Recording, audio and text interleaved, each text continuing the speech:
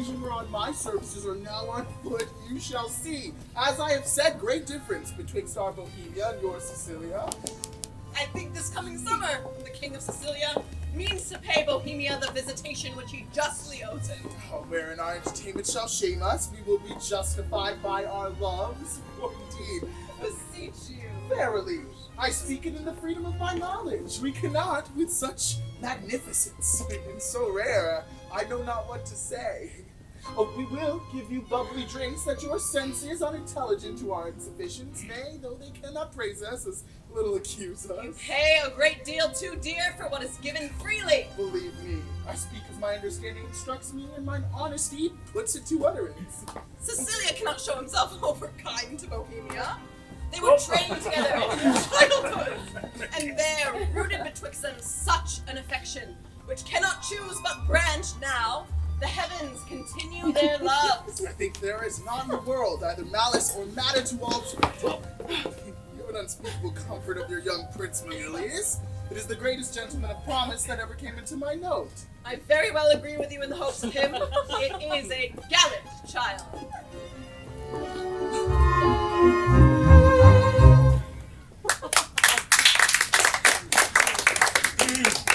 9 changes of the watery star hath been the shepherd's note since we have left our throne without a burthen. Time as long again would be filled up, my brother, with our thanks, and yet we should, for perpetuity, go hence in debt. And therefore, like a cipher, yet standing in rich place, I multiply with one, we thank you. Many thousands more that go before it. Stay your thanks a while, and pay them when you part. Sir, that's tomorrow. Oh. I am questioned by my fears of what may breed or chance upon our absence. Besides, I've stayed to tire your royalty. We are tougher, brother, than you can put us to it. No longer stay. 1 7-night longer. Very sooth, tomorrow. We'll part the time betweens then, and in that I'll no gainsaying. Press me not, beseech you so.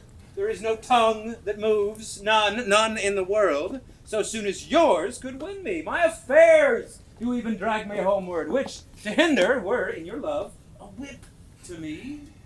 My stay to you a charge and trouble, to save both. Farewell, our brother. Tongue-tied, our queen, speak you. I had thought, sir, to have held my peace until you have drawn oaths from him not to stay. You, sir, charge him too coldly. Tell him you are sure all in Bohemia is well. This satisfaction the bygone day proclaimed. Say this to him. He's beat from his best word. Well said, Hermione. To tell he longs to see his son were strong. But let him say so, and let him go. But let him swear so, and he shall not stay. What thwackum heads would distaff? Yet, of your royal presence, I'll adventure the borrow of a week. When at Bohemia you take my lord, I'll give him my commission. Let him there a month behind the day prefixed for his partings. Yet, good deed, Leontes, I will love thee, not a jar of the clock behind, what lady she her lord. You'll stay. No, madam. Nay, but you will. I may not, verily. Verily. You shall not go. A lady's verily is as potent as a lord. Will you go yet? Force me keep you as a prisoner, not like a guest. So shall you pay your fees when you depart and save your thanks. How say you? My prisoner or my guest? By your dread verily, one of them you shall be. Your guest, then, madam. To be your prisoner would import offending, which is less easy for me to commit than you to punish. Not your jailer then, but your kind hostess. Come, I will question you of my lord's tricks and yours when you were boys. You were pretty lordings then. We were, fair queen, 2 lads that thought there was no more behind but such a day tomorrow as today, and to be boy eternal. Nay, was not my lord the verier wag of the two? We were as twinned lambs that did frisk in the sun and bleat the one at the other.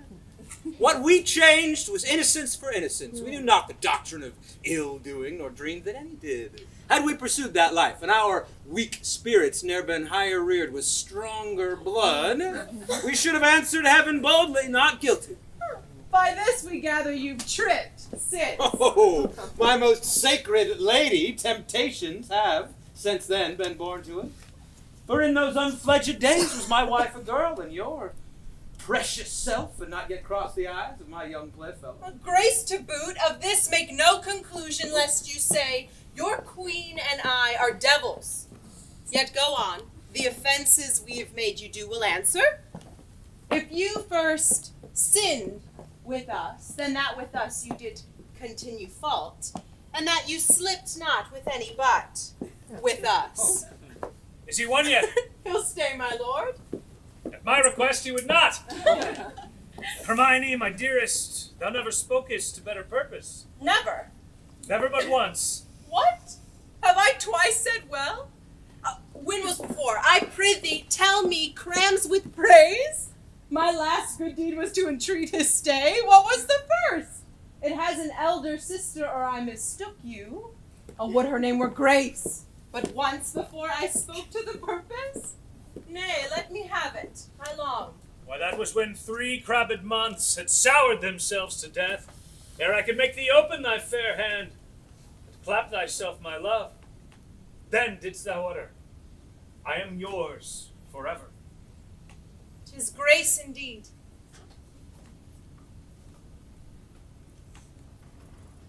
Why lo you now? I have spoke to the purpose twice. The one, forever earned a royal husband. The other, some while a friend. Too hot. Too hot. To mingle friendship far is mingling bloods. I have tremor cordis on me. My heart dances, but not for joy, not joy. If this entertainment may a free face put on, derive a liberty from hardiness, from bounty, fertile bosom, and well become the agent, it may, I grant. But to be paddling palms and pinching fingers as now they are, well, that is entertainment my bosom likes not, nor my brows. Mamilius, art thou my boy? Aye, my good lord. Effects, why that's my buck up. What, hast smudged thy nose? Yet they say it is a copy out of mine. But come, Captain, we must be neat. Not neat, but cleanly, Captain. And yet, the steer, the heifer, and the calf are all called neat. Still virginaling upon his palm. Come now, you wanton calf. Art thou my calf? Yes, if you will, my lord. Thou wants to rough pash in the shoots that I have to be full like me. And yet they say we are almost as like as eggs. Women say so, that will say anything. Come, Sir Page, look on me with your welkin eye. Sweet villain, most dearest, my flesh. Can I damn, how can this be? What means, Cecilia? Something seems unsettled. How, my lord? What cheer? How is it with you, best brother? You look as if you held your brow with much distraction. Are you moved, my lord? No, in good earnest, how sometimes nature will betray its folly, its tenderness, and make itself a pastime to harder bosoms. Looking on the lines of my boy's face, the thoughts I did recoil 23 years and saw myself. How like I then was to this colonel, this squash, this gentleman, mine honest friend. Will you take eggs for money? No, my lord. I'll fight. You will! My brother, are you so fond of your young prince as you do seem to be of ours? Leave it home, sir. He's all my exercise. My mirth, my matter, now my sworn friend, and then mine enemy. Oh, my parasite! My soldier! Statesman! Turns a July's day short as December, and in his varying childness cures in me thoughts that would thick my blood. So stands this squire officed with me. We two will walk, my lord, and lead you to your graver steps. Hermione, as thou lovest us, show in our brother's welcome. Let what is dear in Sicily be cheap. Next to thyself and my young rover, he's a parent to my heart. If you shall seek us, we are yours in the garden. Shall's attend you there? To your own bents dispose you. You'll be found, be you beneath the sky. I'm angling now. Though you perceive me not how I give line, Go to. How she holds up the bill to him, and arms her with the boldness of a wife to her allowing husband? Gone already. Go play, boy, play. Thy mother plays, and I play too, but so disgraced a part whose issue will hiss me to my grave. Contempt and clamor will be my knell. Go play, boy, play. There have been, or I am much deceived, cuckolds ere now, and many a man there is, even at this present now while I speak this, that holds his wife by the arm, that little thinks she has been sluiced in his absence, and is pond fished by his next neighbor, by Sir Smile, his neighbor. Physic for it there is none, it is a bawdy planet. How now, boy? I am like you, they say. Why, that's some comfort. What, Camillo there? Aye, my good lord. Go play, Mamilius. Thou art an honest man. Camillo, this great sir will yet stay longer. You had much ado to make his anchor hold. When you cast out, it still came home. Didst note it? He would not stay at your petitions, made his business more material. Didst perceive it? They're with me already. Whispering, rounding, Cecilia's, and so forth. How came it, Camillo, that he did stay? At the good queen's entreaty. At the queen's be it. The good should be pertinent, but so it is not. Was this taken by any understanding pate but thine? The lower messes, perchance, are to the business purblind. Say. Business, my lord, I think most understand. Bohemia stays here longer. Ah. Stays here longer. Aye, but why? To satisfy your highness and the entreaties of our most gracious mistress. Satisfy? The entreaties of your mistress satisfy? Let that suffice. I have trusted thee, Camillo, with all the nearest things to my heart, as well my chamber counsels. But we have been deceived in thy integrity, deceived in that which seems so. Be it forbid, my lord. To bite upon it, thou art not honest. Or if thou inclinest that way, thou art a coward, or else thou must be counted negligent, or else a fool. My gracious lord, I may be negligent, foolish, and fearful. In every one of these, no one is free. But that their negligence, their folly, fear among the infinite doings of the world some time puts forth. But I beseech your grace, be plainer with me. Let me know my trespass by its own visage. If I then deny it, 'tis none of mine. Had not you seen, Camillo? But that passed out you have, or your eyeglass is thicker than a cuckold's horn. Or heard, for to a vision so apparent, rumor cannot be mute, or thought. For cogitation lies not in that man that does not think. My wife is slippery?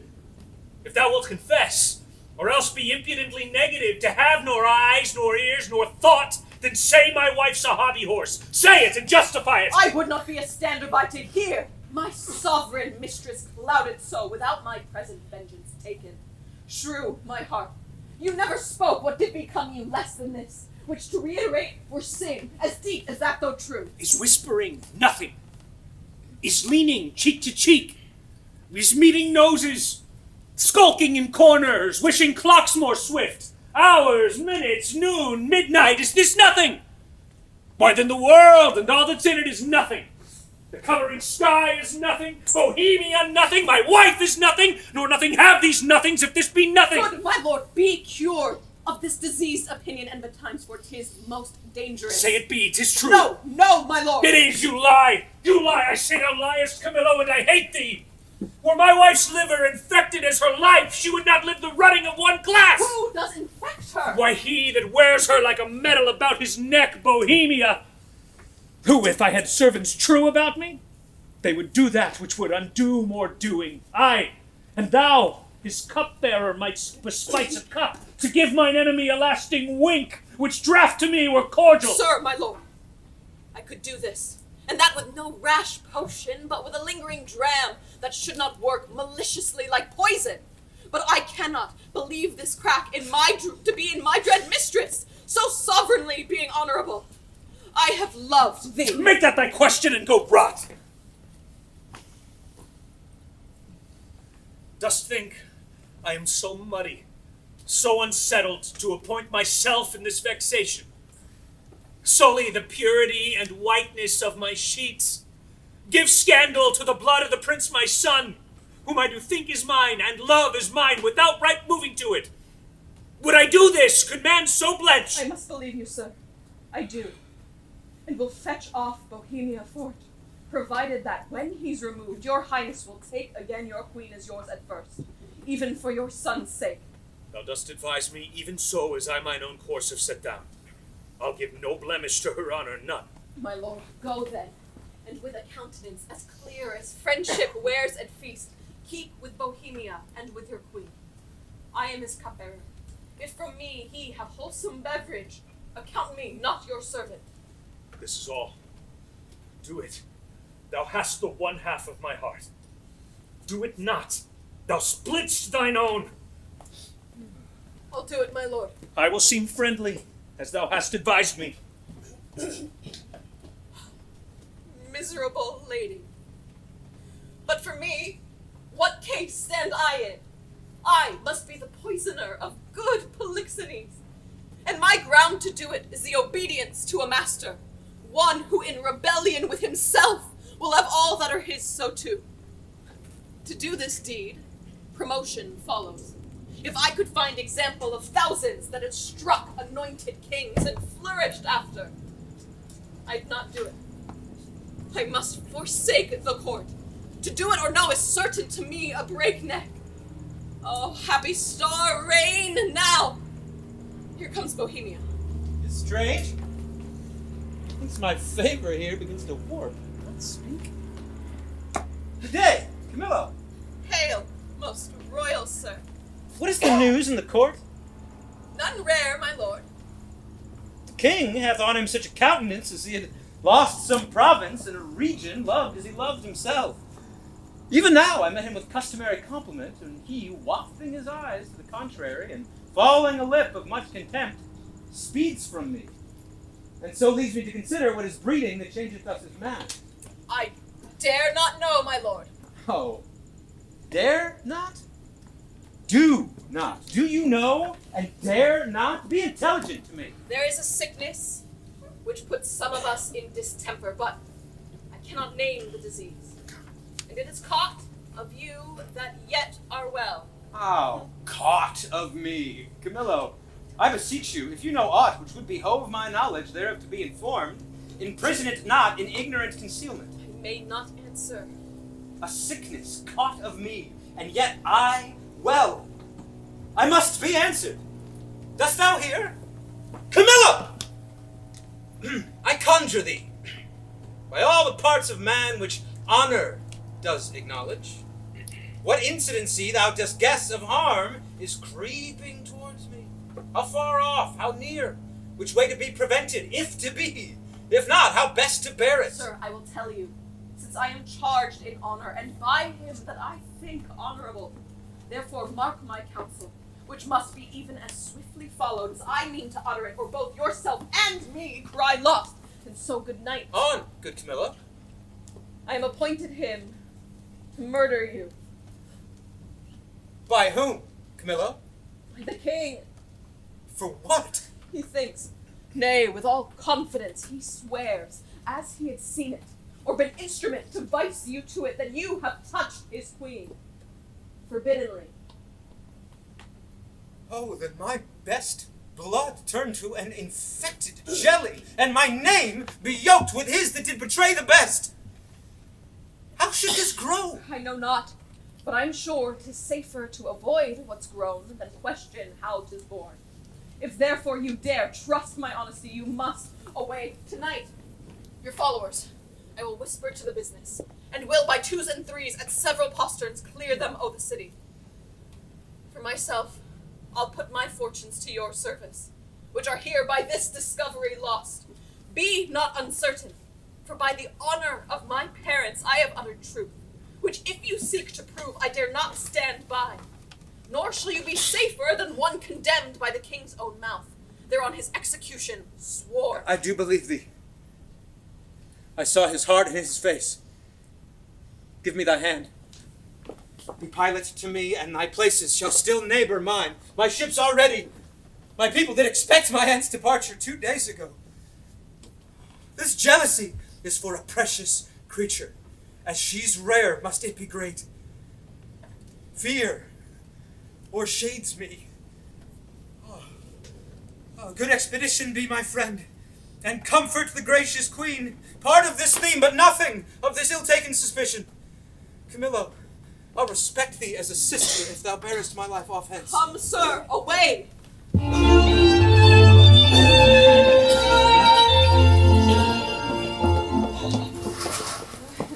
Take the boy to you, he troubles me so. 'Tis past enduring. Come, my gracious lord. Shall I be your playfellow? No, I'll none of you. Why, my sweet lord? You'll kiss me hard and speak to me as if I were a baby still. I love you better. And why so, my lord? Not for because your brows are blacker, though black brows, they say, become some women best. Who taught you this? I learnt it out of women's faces. Hark ye, the queen, your mother, rounds apace. We shall present our services to a fine new prince one of these days, and then you'd wanton with us. If we would have you. What wisdom stirs amongst you, come, sir, now. I am for you again. Pray you sit by us and tell us a tale. Merry or sad shall it be. As merry as you will. A sad tale's best for winter. I have one of sprites and goblins. Come on, let's have that. Come on, sit down.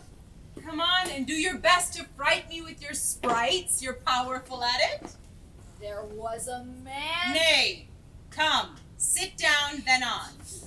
dwelt by a churchyard. I will tell it softly. Yond crickets shall not hear it. Come on then and give it in mine ear. Was he met there? His train, Camillo with him. Behind the tuft of pines I met them. Never saw I men scour so on their way. I eyed them even to their ships. How blessed am I in my just censure, in my true opinion. Camillo was his help in this, his bawd. There is a plot against my life, my crown. All's true that is mistrusted. That false villain whom I employed was pre-employed by him, and I a very trick for them to play it well. Give me the boy. I am glad you did not nurse him. Though he does bear some signs of me, yet you have too much blood in him. What is this, sport? Bear the boy hence. He shall not come about her. Away with him! And let her sport herself with that she's big with, for 'tis Polixenes hath made thee swell thus. But I'd say he had not, and I'll be sworn you believe my saying, however you lean to the nay word. You, my lords, look on her. Mark her well. Be but about to say she is a goodly lady, and the justice of your hearts will thereto add, 'tis pity she's not honest. Be it known from him who has most cause to grieve it should be. She's an adulteress! Should a villain say so, the most replenished villain in the world, he were much more villain. You, my lord, do but mistake. You have mistook milady Polixenes for Leontes called a thing. She's an adulteress. I have said with whom. What's more, she's a traitor. And Camillo is a fettery with her, and one that knows what she should shame to know herself, but with her most vile principle, that she's a bed swerver. No, by my life! How will this grieve you when you come to clearer knowledge that you thus have published me? Gentle my lord, you scarce can write me throughly than to say you did mistake. No. If I mistake in those foundations which I build upon, the center is not big enough to bear a schoolboy's top. Away with her! To prison! Prison, my He lord. who shall speak for her is a far off guilty, but that he speaks. My lord, There's some ill planet reigns. I must be patient till the heavens look with an aspect more favorable. Good my lords, I am not prone to weeping, as our sex commonly are, the want of which vain do perchance shall dry your pities. But I have that honorable grief, lodged here, which burns worse than tears drown. Beseech you all, whose thoughts so qualified as your charity shall best instruct you, measure me. And so, the king's will be performed. Shall I be heard? Who is it goes with me? Beseech your highness, my woman may be with me, for you see my plight requires it. Do not weep, good fool. There is no cause. When you shall know your mistress has deserved prison, abound in tears as I come out. This action I now go on is for my better grace. Adieu, my lord. I never wished to see you sorry. Now I trust I shall. Amelia, come, you have leave. Go!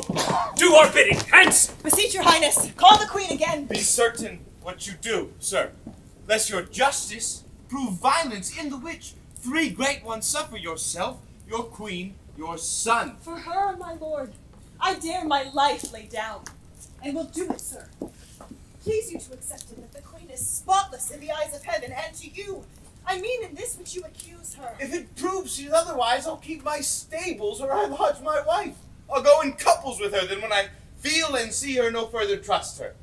For every inch of woman in the world, aye, every dram of woman's flesh is false. If she be, Hold your pieces! Good, my lord. it is for you we speak, not for ourselves. You are abused, and by some putter on that will be damned for it. Would I knew the villain, I would land damn him. Cease! No more! My lord! What? Lack I credit? I had rather you did lack than I, my lord, upon this ground. And more it would content me to have her honor true than your suspicion. Be blamed for it how you might. And I wish, my liege, you had only in your silent judgment tried it without more overture. How can that be? Either thou art most ignorant in youth, or thou wert born a fool. Camillo's flight added to their familiarity, which was as gross as ever touched conjecture, which lacked sight only. All other circumstances made up to the deed doth push on this proceeding. My lord. Sir. Yet, for greater confirmation, I have dispatched in post to Apollo's temple, and from the oracle we shall know all. Have I done well? Well done, my lord. Though I am satisfied, and need no more than what I know, yet shall the oracle give rest to the minds of others, such as he whose ignorant credulity will not come up to the truth. Come, ye follow us, we ought to speak in public, for this business will raise us all. To laughter, as I take it, if the good truth were known.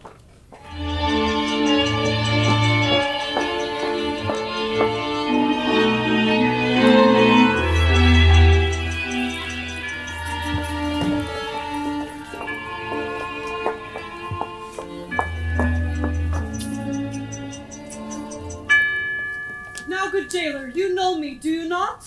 For worthy lady, and one whom much I honor. Pray you then, conduct me to the queen. I may not, madam. To the contrary, I have express commandment. Here's a due, to lock up honesty and honor from the excess of gentle visitors. Is it lawful, pray you, to see her women? Any of them? Amelia? So please you, madam, I shall bring Amelia forth. I pray now call her. Madam, I must be present at your conference. Will be it so, prithee. Good lady, no court in Europe is too good for thee. What dost thou then in prison? Oh, dear gentlewoman, how fares our gracious lady? As well as one so great and so forlorn may hold together on her frights and griefs, which never tender lady hath borne greater. She is something before her time delivered. A boy? A daughter, and a goodly babe, lusty and like to live. The queen receives much comfort in it, says, my poor prisoner, I am innocent as you. I dare be sworn he must be told on't. And he shall. The office becomes a woman best. Pray you, Amelia, commend my best obedience to the queen. If she dares trust me with her little babe, I'll show it to the king. We do not know how he may soften at the sight of the child. Most worthy madam, there is no lady living so meet for this great errand. I'll tell her, Amelia. I'll use that tongue I have. If wit flow from it as boldness from my bosom, let it not be doubted. I shall do good. Now be you blessed for it.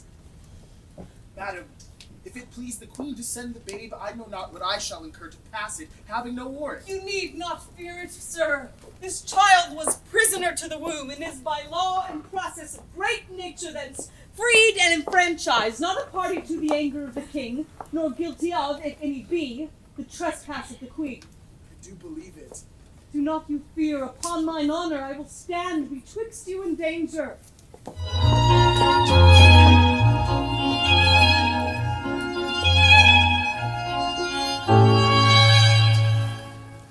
Nor night, nor day, no rest. It is but weakness to bear the matter thus, mere weakness. Who's there? My lord, How does the boy? He took good rest tonight. 'Tis hoped his sickness is discharged. To see his nobleness, conceiving the dishonor of his mother, he straight declined, drooped, took it deeply, fastened and fixed the shame on it in himself, threw off his spirit, his appetite, his sleep, and downright languished. Leave me solely, go, see how he fares. Fine, no thought of him. Camillo and Polixenes laugh at me, make their pastime at my sorrow. They should not laugh if I could reach them, nor shall she within my power. For present vengeance, take it on her. You must not enter. Nay, rather, good my friend, be second to me. Fear you his tyrannous passion more, alas, than the queen's life? A gracious and innocent soul, more free than he is jealous. That's enough. Madam, he hath not slept tonight. Commanded none should come at him. Not so hot, good lady, I come to bring him sleep. What noise there, ho! No noise, my lord, but needful conference. How? Away with that audacious lady! Antigonus, I charge thee she should not come about me! I knew she would! I told her so, my lord. On your displeasure's peril and on mine, she should not visit you. What? Canst not rule your wife? From all dishonesty he can in this. Unless he take the course that you have done, commit me for committing honor, trust it, he shall not rule me. Bar you now, you hear? When she will take the reins, I let her run, but she'll not stumble. Now, good my liege, I come and I beseech you hear me, who profess myself your loyal servant, your physician, your most obedient counselor. I say I come from your good queen. Good queen! Good queen, my lord, good queen, I say, good queen. Would by combat make her good, so were I a man, the worst about you. Force her hence! That she that makes but trifles of her eyes first hand me. On mine own accord I'll off, but first I'll do my errand. The good queen, for she is good, hath brought you forth a daughter.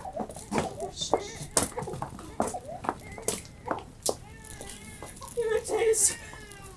Commend it to your blessing. Out! A mankind witch!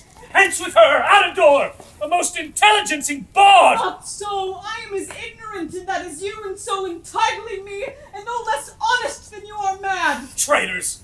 Will you not push her out? Take up the bastard! Take it up, I say! Give it to thy crone! Oh, forever unvenerable be thy hands, if thou takest up the princess by that forced baseness which she hath put upon it. He dreads his wife! So I would you did. Then 'twere past all doubt you'd call your children yours. A nest of traitors! I am none by this good light. Nor I, nor any but one that's here, and that's himself. For he, the sacred honor of himself, his queens, his hopeful sons, his babes, betrays to slander. This bastard is none of mine. It is the issue of Polixenes. Hence with it! And together with the dam, commit them to the fire! It is yours! Behold, my lords! Although the print be little, the whole matter and copy of the father, eye, nose, lip, the trick of his frown, his forehead, nay, the valley, the pretty dimples of his chin and cheek, his A smiles. gross hag! And scoundrel, thou art worthy to be hanged that wilt not stay her tongue! Hang all the husbands that cannot do that feat. You'll leave yourself hardly one subject. Once more, take her hence. A most unworthy and unnatural lord can do no more. I'll have thee burnt! I care not! It is an heretic that makes the fire, not she which burns in it. On your allegiance, out of the chamber with her! Away with her! I pray you, do not push me, I'll be gone. Look to your babe, my lord, 'tis yours. Jove send her a better guiding spirit. What needs these hands? You that are thus so tender o'er his follies will never do him good. Not one of you. So, farewell, I am gone. Thou, traitor! Thou hast set on thy wife to this, my child? Away with it!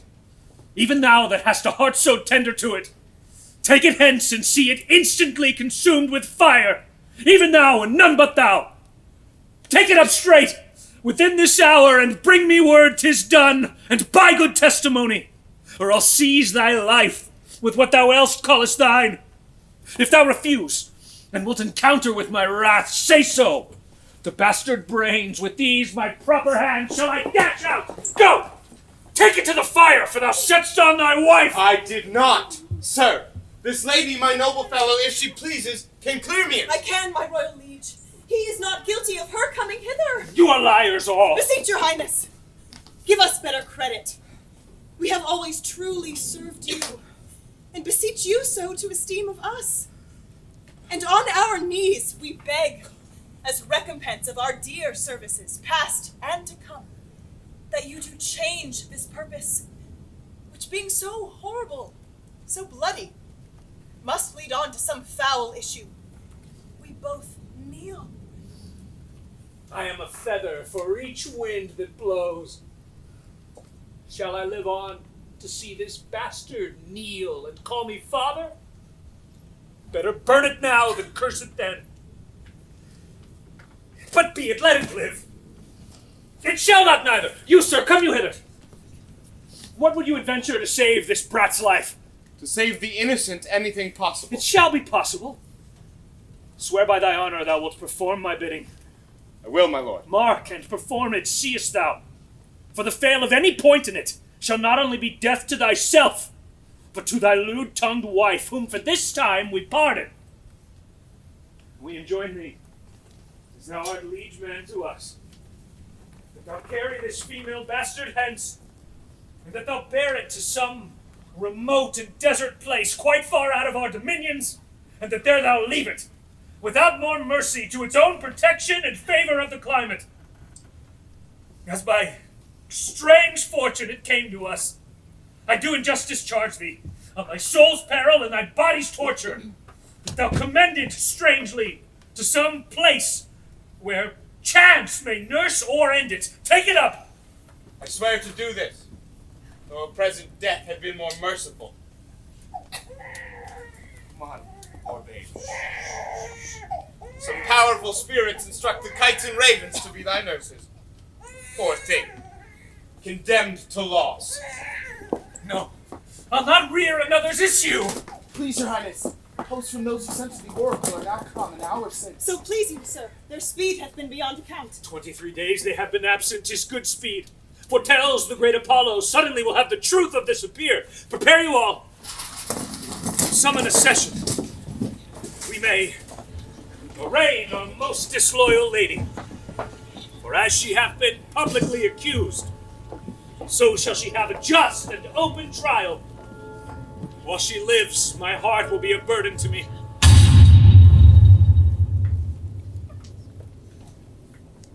This session, to our great grief we pronounce, even pushes against our heart.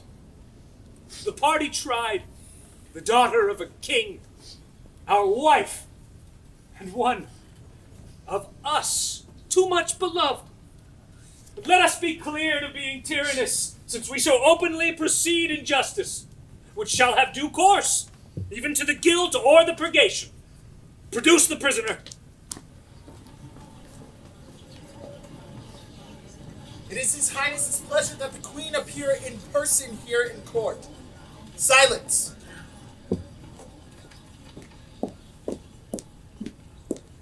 Read the indictment. Hermione, Queen to the worthy Leontes, King of Sicilia, thou art here accused and arraigned of high treason in committing adultery with Polixenes, King of Bohemia, and conspiring with Camillo to take away the life of the sovereign lord the king, thy royal husband. Since what I am to say must be but that which contradicts my accusation, and the testimony on my part, no other but what comes from myself, it shall scarce boot me to say not guilty. You will not own it! No more than mistress than what comes to me in the name of fault. I must not at all acknowledge. For Polixenes, with whom I am accused, I do confess. I loved him, as in honor he required, with such love as you yourself commanded, which not to have done, I think had been in me both disobedience and ingratitude to you and toward your friend. Now, for conspiracy, I know not how it tastes, though it'd be dished for me to try. All I know of it is that Camilla was an honest woman, And why she left the court, the gods themselves wotting no more than I are ignorant. You knew of her departure, as you know what you have undertaken to do in her absence. Sir! You speak a language I understand not. My life stands in the level of your dreams, which I lay down. Your actions are my dreams. You had a bastard by Polixenes, and I but dreamed it, as you were past all shame. Those of your factors so past all truth, which to deny concerns more than avails. For as thy brat hath been cast out, like to itself no father owning it, which is indeed more criminal in thee than it, so thou shalt feel our justice, in whose easiest passage look for no less than death. Sir, spare your threats. The bug which you would fright me with I seek. To me can life be no commodity, the crown and comfort of my life. Your favor I do give lost, for I do feel it gone, but know not how it went. My second joy and first fruits of my body, from his presence I am barred like one infectious. My third comfort, starred most unluckily, is from my breast. The innocent milk in its most innocent mouth, hailed out to murder, myself on every post proclaimed a strumpet, with immodest hatred the child bed privilege denied, which longs to women of all fashions. Lastly, hurried here to this place in the open air before I have got strength of limit.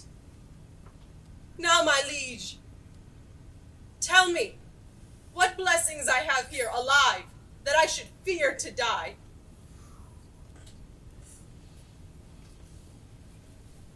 Therefore proceed. But yet hear this, mistake me not.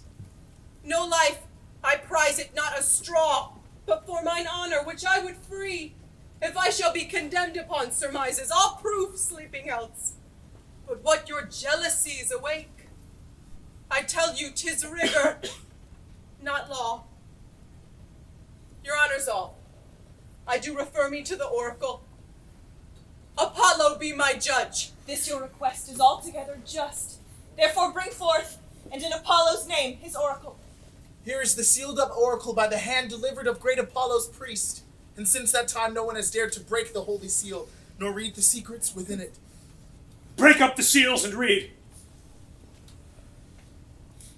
Hermione is chaste, Polixenes blameless, Camillo a true subject, Leontes a jealous tyrant, the innocent babe truly begotten, and the king shall live without an heir if that which is lost be not found. Priest! Hast thou read truth? Aye, my lord, even so, as it is here set down. There is no truth at all in the oracle. The session shall proceed. This is mere falsehood. My lord, the king, the king! What's the business? Oh, sir, I shall be hated to report it. The prince, your son, with mere conceit and fear of the queen's speed, is gone, How gone? is dead. Apollo's angry, and the heavens themselves do strike at my injustice. How now there? This news is mortal to the queen. Oh, look down and see what death is doing. Her heart is but o'ercharged. She must recover. I have too much believed mine own suspicion. I beseech you, tenderly apply to her some remedies for life. Apollo, pardon my great profaneness against thine oracle. How reconcile me to Polixenes? New woo my queen. Recall the good Camillo, whom I proclaim a woman of truth. How she glisters through my rust, and how her piety does my deeds make the blacker. What fit is this, good lady? What studied torments, tyrant, hast for me? What? Wheels? Racks? Fires? What? Flame boiling in leads or oils? What old or newer torture must I receive, whose every word deserves to taste of thy most worst? That thou did betrayest Polixenes, 'twas nothing. That did show thee of a fool, inconstant, damnable, ingrateful. Nor wast much that would have poisoned good Camillo's honor to have her kill a king. Poor trespasses, more monstrous, standing by. Whereof I reckon the casting forth to crows of thy baby daughter to be o'er not a little, though a devil would have shed water and a fire ere done't. Nor is directly laid to thee the death of the young prince, whose honorable thoughts high for one so tender cleft the heart that could conceive a gross and foolish sire blemished his gracious dam. This is not, no, laid to thy answer. But the last, oh lords, when I have said, cry woe. The queen, the dearest, sweetest creature's dead, and vengeance for it not dropped down yet. The higher powers forbid. I say she's dead. If word nor oath prevail not, go and see. If you can bring but tincture or luster to her lip, heat outwardly or breath within, I will serve thee as I would do the gods. But O thou tyrant! Do not repent these things, for they are heavier than all thy woes can stir. Therefore betake thee to nothing but despair. 1,000 knees, 10,000 years together, naked, fasting upon a barren mountain in still winter, in storm perpetual, could not move the gods to look that way thou wert. Go on! Go on! Thou canst not say too much! I have deserved all tongues to talk them bitterest! Say no more. However the business goes, you have made fault in the boldness of your speech. Nay, rather, let me be punished that I have minded him of what he should forget. Now, good my liege, sir, royal sir, forgive a foolish woman. The love I bore your queen, oh, fool again, I'll speak of her no more, nor of your children. I'll not remember you of mine own lord, who is lost too.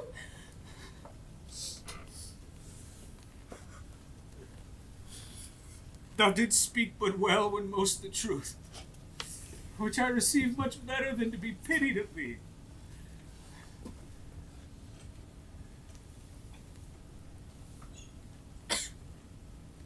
Prithee, lead me to my son.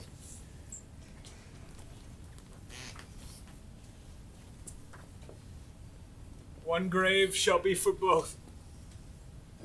Upon it shall the causes of their death appear, unto our shame perpetual.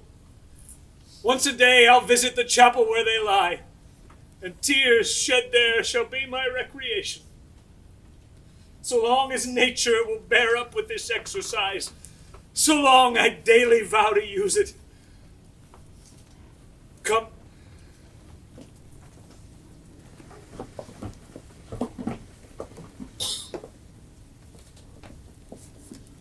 And lead us into this sorrow.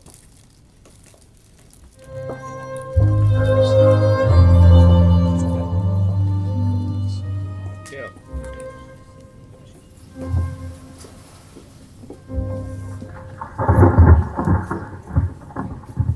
Thou art perfect then. Our ship hath touched upon the deserts of Bohemia. Aye, my lord. And fear, we have landed in ill time. The skies look grimly and threaten present blusters. In my conscience, the heavens with that we have in hand are angry and frown upon us. Their sacred wills be done. Go, get aboard, look to thy bark. It will not be long before I call upon thee. Make your best haste, and go not too far of the land. 'Tis like to be loud weather. Besides, this place is famous for the creatures of prey that keep upon. Go thou away. I'll follow instantly. I am glad at heart to be so rid of the business.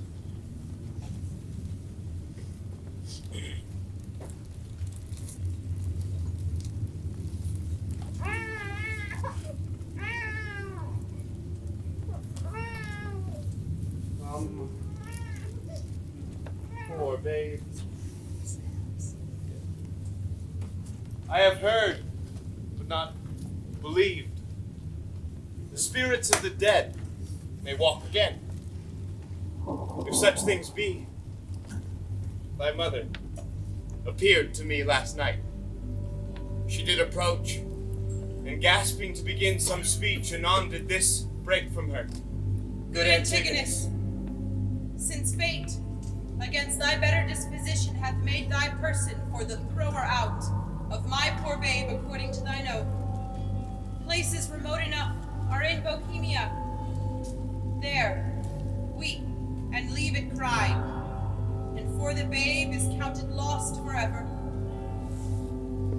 Perdita, I prithee call it.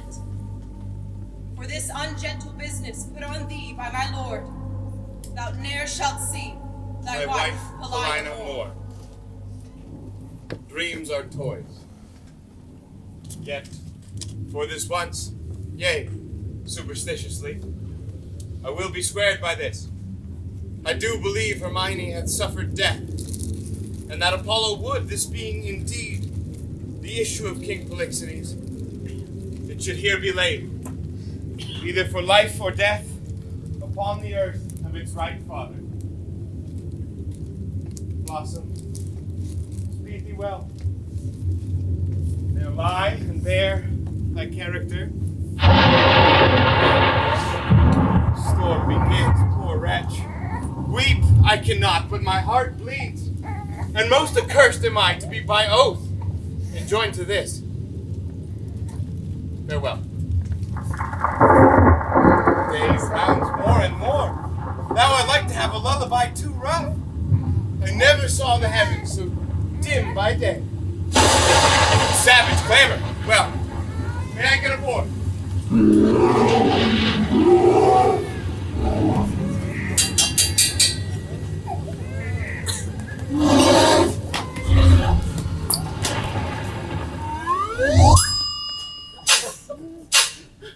This is the chase.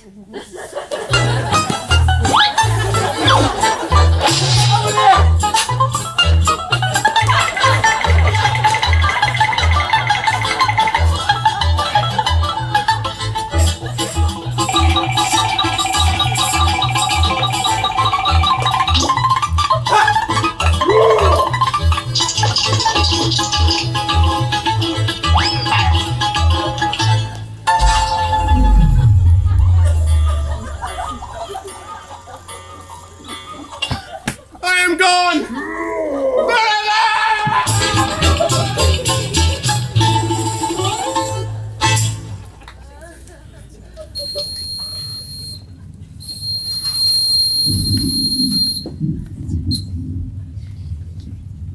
I would there are no age between 10 and 3 and 20, or that youth would sleep out the rest. For there is nothing in the between but getting wenches with child, wrong in the ancientry, stealing, fighting. Hark ye now, would any but these boiled brains of 19 and 2 and 20 hunt this weather? They scared away 2 of my best sheep. Me. Me. Me. What if we hear? Mercy on us. A barn. Very pretty barn. A boy or a child, I wonder? A pretty one. A very pretty one. Sure some scape. Though I am not bookish yet, I can read waiting gentlewoman in the scape. This is some stair work. Some trunk work. Some behind the door work. They were warmer that got this and the poor thing is here. I'll take it up for pity. Yet I'll tarry till my son come. He how old but even now.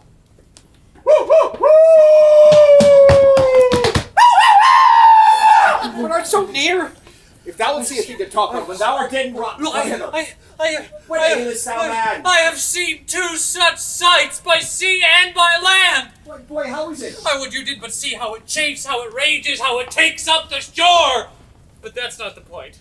Oh, the most piteous cry of the poor souls, sometimes to see 'em, then not to see 'em. Now the ship bore in the moon with her mainmast, and anon swallowed with yeast and froth, as you'll thrust a cork into a hogshead, and then, for the land service, to see how the bear tore out his shoulder bone, how he cried to me for help, and said his name was Antigonus, a noble man. But to make an end of the ship, to see how the sea flap-dragoned it. But first, how the poor souls roared, and the sea mocked them, and how the poor gentleman roared, and the bear mocked him, both roaring louder than the sea or weather. Name of mercy, when was this, boy? Now! I have not winked since I saw these sights. The men are not yet cold underwater, nor the bear half dined on the gentleman. He's at it now. Heavy matters. Heavy matters. But look thee here, boy. Now bless thyself. Thou men's with things dying, I with things newborn. Here's a sight for thee. Look thee. A barren cloth for a squire's child. Oh. Look thee here. Take up. Boy, open it. So let's see. Who's told me I should be rich by the fairies? Open it. What's within, boy? You're a made old man. If the sins of your youth are forgiven you, you're well to live. Gold! All gold! This is very gold, boy, and to approve, so up with it. Keep it close. Home the next way. We're a lucky boy, and to be so still requires nothing but secrecy. Let my sheep go! No. Come, good boy, the next way home. Go you the next way with your findings. I'll go see if the bear be gone from the gentleman, and how much he hath eaten. They are never cursed but when they are hungry. If there be any of him left, I'll bury it. That's a good deed. And I shall help to put him in the ground. 'Tis a lucky day, boy, and we'll do good deeds on't. I, that please some, try all, both joy and terror, of good and bad, that makes and unfolds error. Take upon me, in the name of time, to use my wings. Impute it not a crime to me or my swift passage that I slide for 16 years, and leave that growth untried of that wide gap. Your patience this allowing, I turn my glass and give my seam such growing as you had slept between. Leontes leaving, the effects of his fond jealousy so grieving that he shuts up himself. Imagine me, gentle spectators, that I now may be in fair Bohemia, and remember well I mentioned the son of the king, which Florizel I now name to you, and with speed so pace, to speak of Perdita, now grown in grace, equal with wondering. What of her ensues is the argument of time.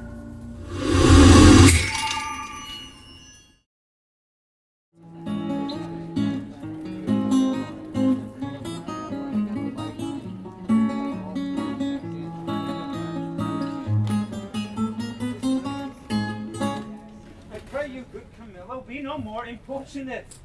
'Tis a sickness denying thee anything, a death to grant this. It's 16 years since I saw my country. Though I have for the most part been aired abroad, I desire to lay my bones there. Besides, the penitent king, my master, hath sent for me, to whose feeling sorrow I might be of some allay, or I are ween to think so, which is another spur to my departure. As thou lovest me, Camillo, wipe not out the rest of thy services by leaving me now. The need I have for thee thine own goodness hath made. Better not to have had thee than thus to want thee.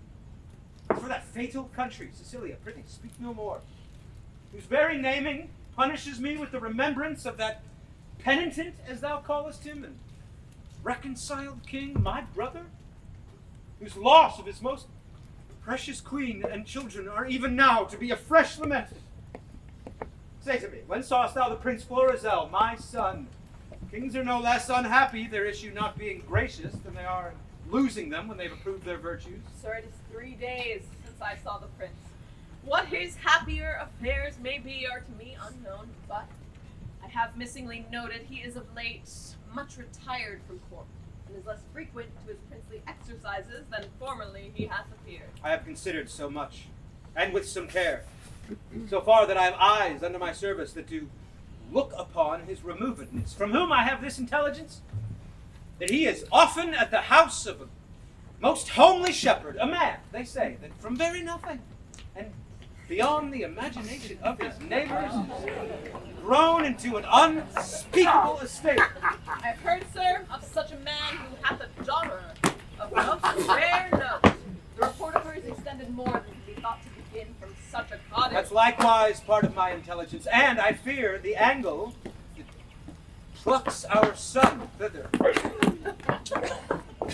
You shall accompany us to this place, where we will, not appearing as we are, have some question with the shepherd, from whose simplicity I think it not uneasy to get the cause of our son's resort thither. Prithee, be my present partner in this business, and set aside thoughts of Cecilia. I willingly obey your command. Ah, my best Camillo! Come! We must disguise ourselves. Once upon a time there was a tavern where we used to lift a glass or two. Remember how we laughed away the hours. Think of all the great things we would do. Those were the days, my friend. We thought they'd never end. We'd sing and dance forever and day. We'd live the life we choose. We'd fight and never lose. For we were young and sure to find our way.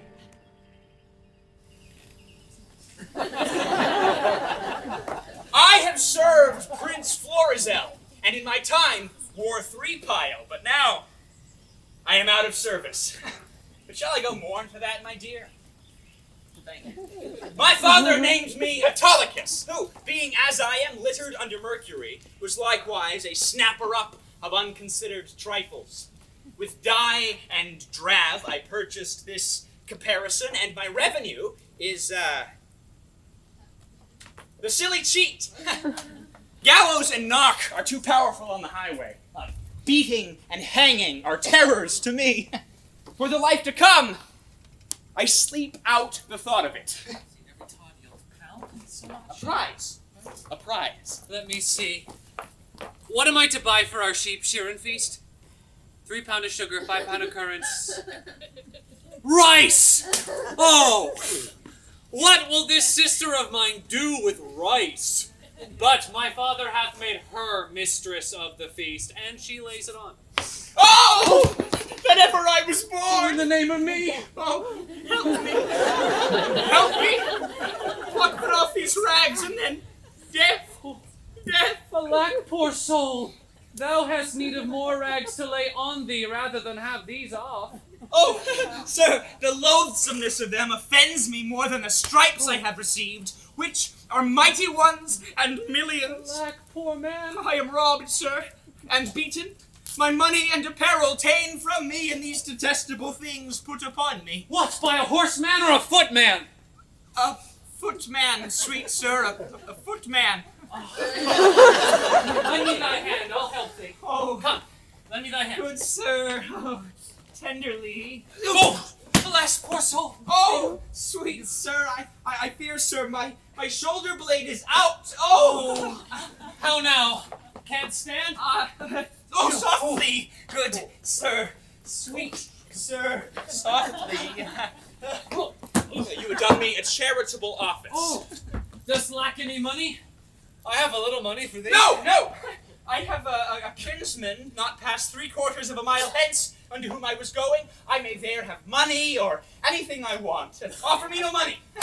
I beseech you. Oh, that kills my heart. Oh, well, what manner of fellow was he that robbed you? A fellow, sir, I have known to go about with troll madams. I knew him once a servant of the prince.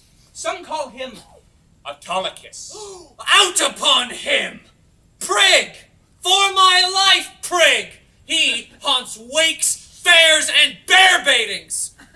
Very true, sir. He. That's the rogue that put me into this apparel. Not a more cowardly rogue in all Bohemia.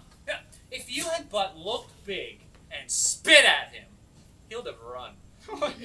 I must confess to you, sir, I am no fighter. I am false of heart that way, and that he knew, I warrant him. How do you now? Oh, sweet sir, much better than I was. I can stand. And walk. I will even take my leave of you and pace softly towards my kinsman. Shall I bring thee on the way? No! Good-faced sir, no.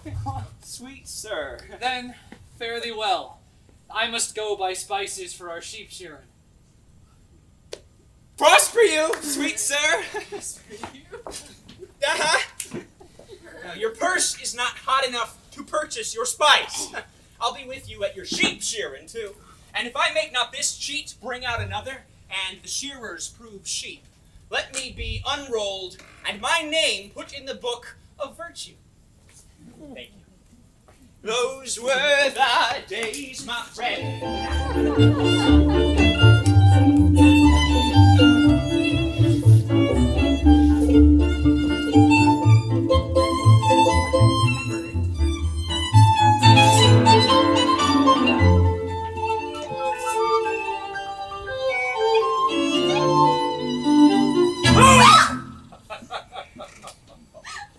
Oh, these!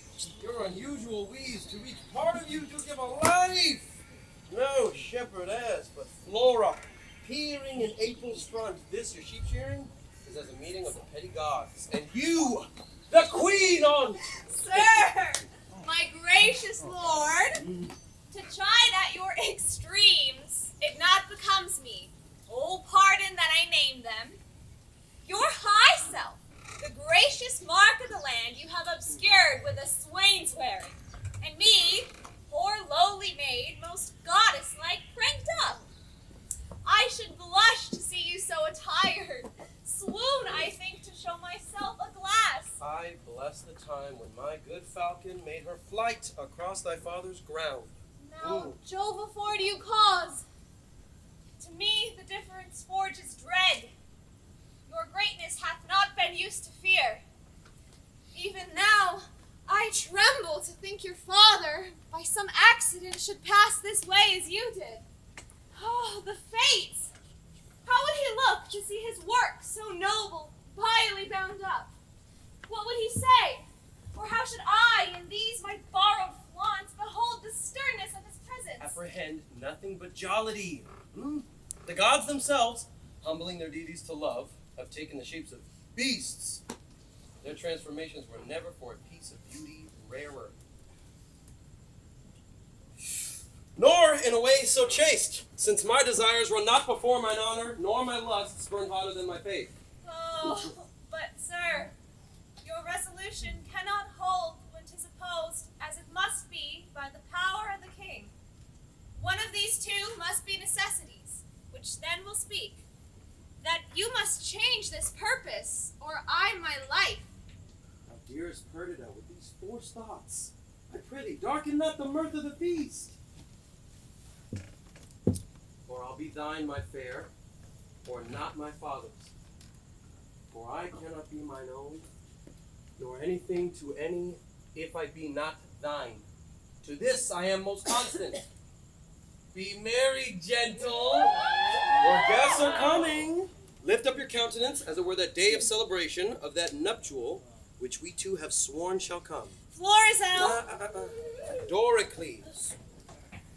Oh, Lady Fortune, stand you auspicious. See, your guests approach. Address yourself to entertain them sprightly, and let's be read with mirth. My daughter! You're retired as if you were feasting one another hostess of the meeting. Pray you, bid these unknown friends tis welcome, for 'tis a way for us to make better friends more known. Come, quench your blushes and present yourself that which you are, mistress of the feast. Come on and welcome us to your sheep shearing, as your good flock shall prosper! Sir, welcome. It is my father's will I should take on me the hostesship of the day.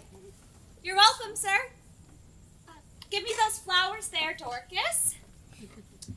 Reverend sir, There's rosemary and rue. These keep seeming and savor all the winter long. Grace and remembrance be to you both, and welcome to our shearing! Shepherdess, a fair one are you, and well you fit our ages with flowers of winter. These are flowers of middle summer, and I think they are given to men of middle age. You're very welcome. I should leave grazing were I of your flock, and only live by gazing. Out, alas! You'd be so lean that blasts of January would blow you through and through.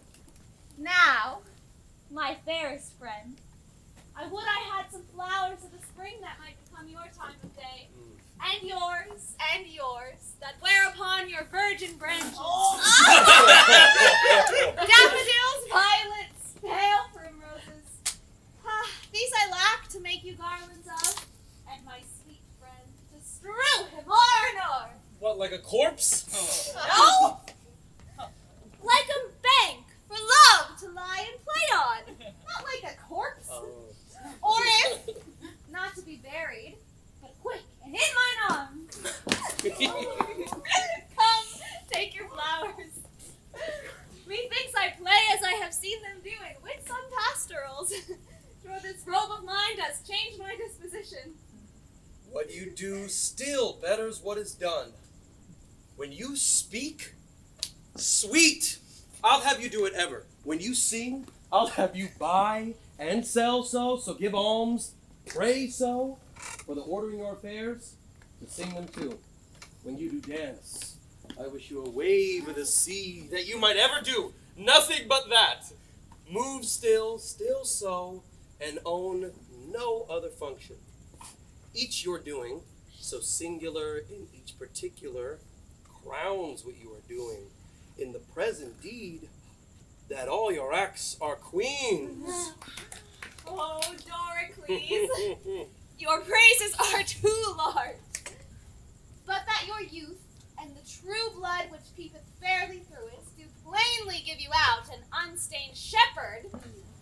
With wisdom, I might fear, my Doricles. You wooed me the false way. I think you have as little skill to fear as I have purpose to put you to it. But come, our dance, I pray. Your hand, my Perdita, so turtles pair that never mean to part. I'll swear for it. This is the prettiest low-born lass that ever ran on the green sword. Nothing she does or seems but smacks of something greater than herself, too noble for this place. Tells her something that does make her blood look out. Good sooth, she is the queen of curds and cream. Come on, strike up! Ransom must be your mistress, Spirit. You're left to bed her kissing with. In good time. Not a word, we stand upon our manners. Come, strike up. Woo!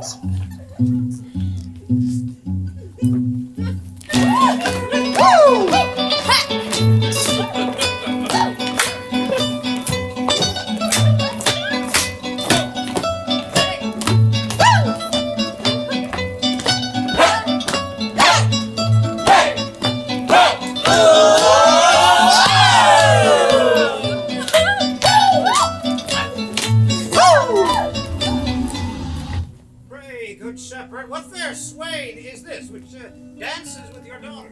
They call him Doricles, and boasts himself of a worthy pasture. But I have it upon his own report, and I believe it. He looks honest.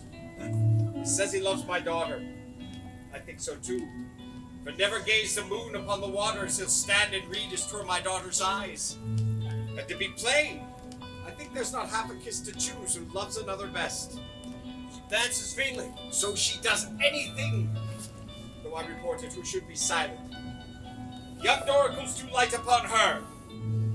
She will bring him that which he not dreams of.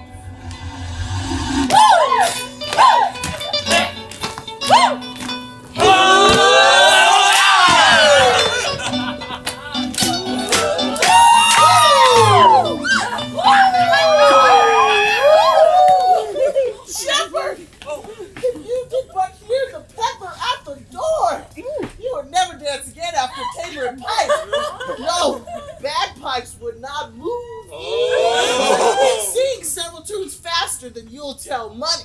He utters them as he had eaten ballads. All men's ears glued to his tune. I love a ballad! Prithee, bring him in and let him approach singing. Oh, you'll have of these peddlers that have more in them than you'll think, sister. Aye, good brother, or go about to think. Fine, we'll go about to think.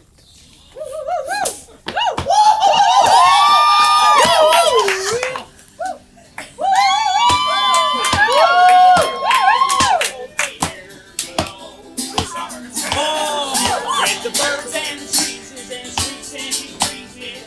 Good old summertime. When the breeze work is over, then you are in clover and life is one beautiful ride. No trouble annoying, each one is enjoying the good old summertime. The good old summertime. The good old summertime. Rolling through a shady lane with your baby mine. You hold her hand, she holds yours, that's a very good sign. And she's your good see in the good old summertime.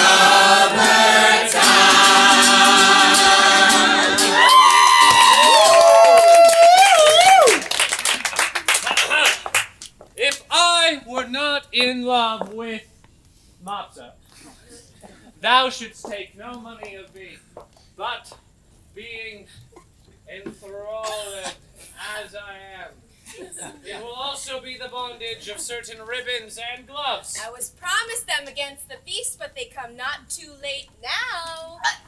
He hath promised you more than that, or there be later.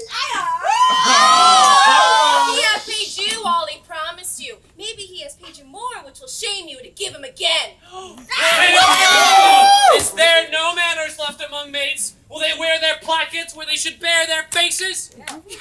Clamor your tongues and not a word more. I have done. Come, you promised me a tartar lace and a pair of Have I not told thee how I was cozened by the way and lost all my money? And indeed, sir, there are cousiners abroad, therefore it behoves a man to be wary. Fear not thou, man, thou shalt lose nothing here. I hope so, sir, for I have about me many parcels of charge. What hast there? Ballads. Pray you now buy some? I love a ballad of print of life, but then we are sure they are true. Here's one to a very doleful tune, how a usurer's wife was brought to bed of 20 money bags at a burthen, and how she longed to eat adders' heads and toads, carbonado. Is it true, think you?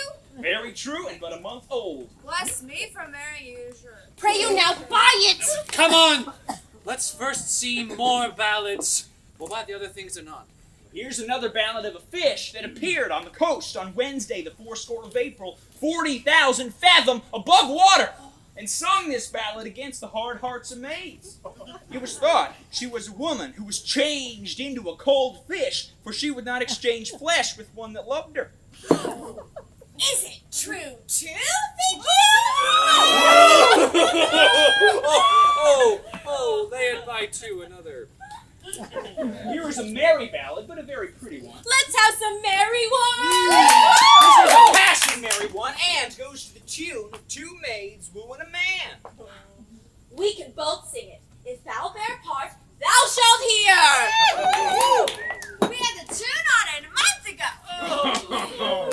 I can bear my part, you must know. 'Tis my occupation.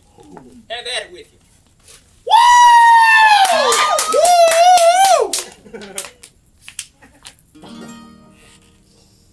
He has loved lots of girls in his suite long ago, and each one had affection that grew. He has vowed his devotion to each one in turn, and has sworn to them all he'd be true. He has kissed the moon while the world sings in tune, that he's left her to hunt a new game. Does it ever occur to you later, my girl, that he's probably doing the same?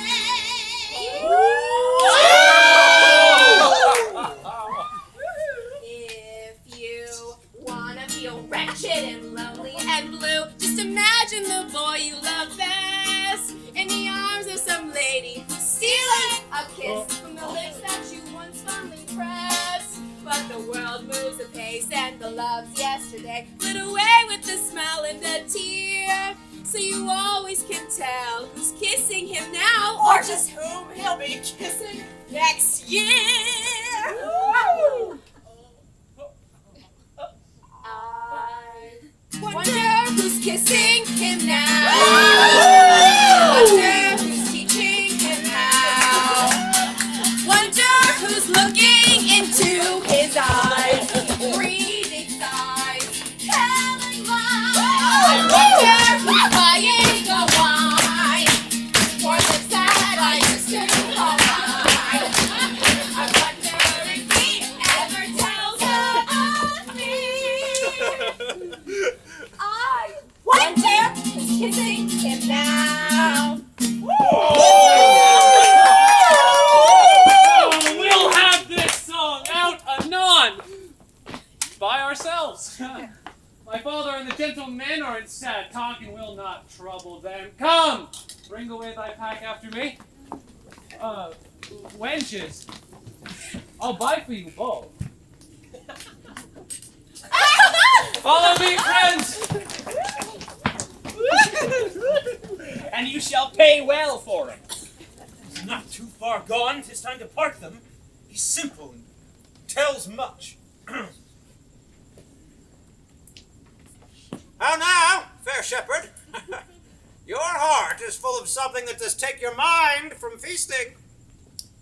Sooth, when I was young and handed love as you do, I was wont to load my she with knacks. I would have ransacked the peddler's silken treasury and have poured it to her acceptance. Old sir, I know she prizes not such trifles as these are. Huh.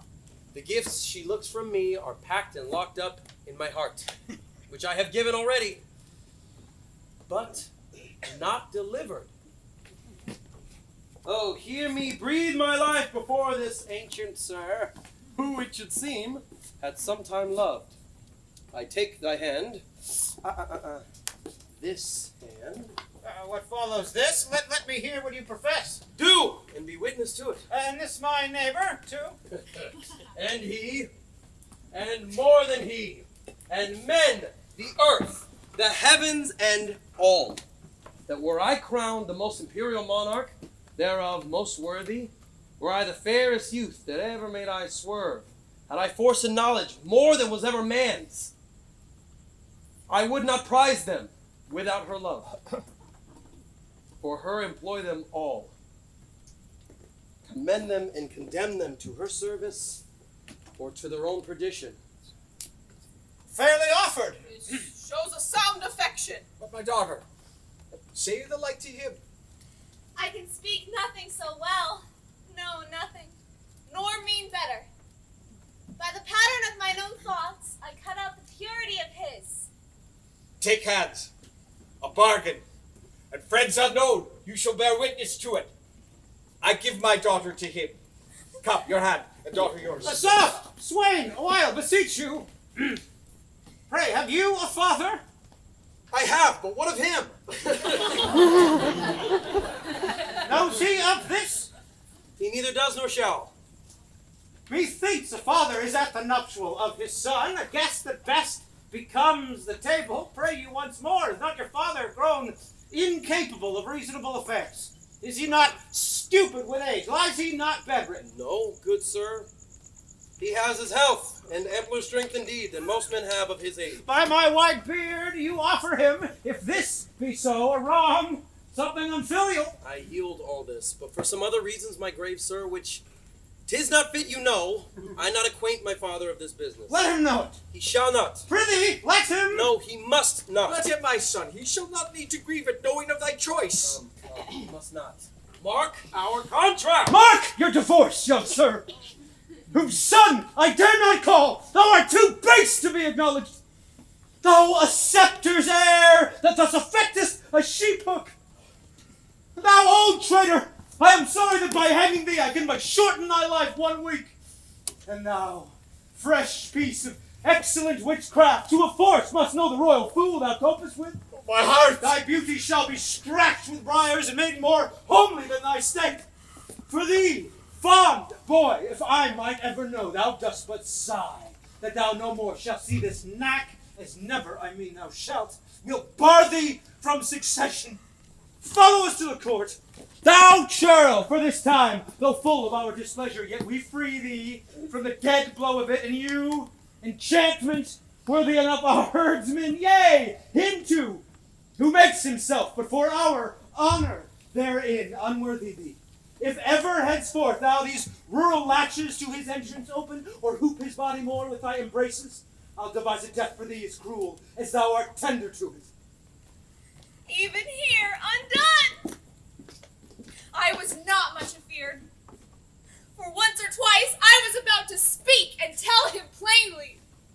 The selfsame sun that shines upon his court hides not his visage from our cottage, but looks on alike. Wilt please you, sir, be gone? I told you what would come of this. Beseech you, of your own state take care. This dream of mine, being now awake, I'll queen it no inch farther, but milk my ewes and weep. How now, father, speak, ere thou diest. I cannot speak, nor think, nor dare to know that which I know. For, sir, you have undone a man of 63 that would die quietly.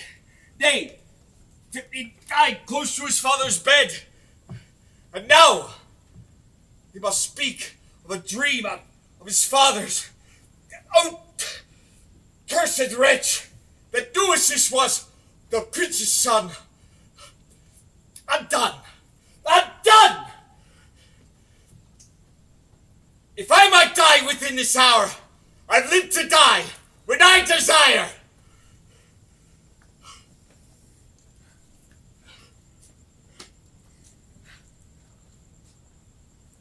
Why look you so upon me?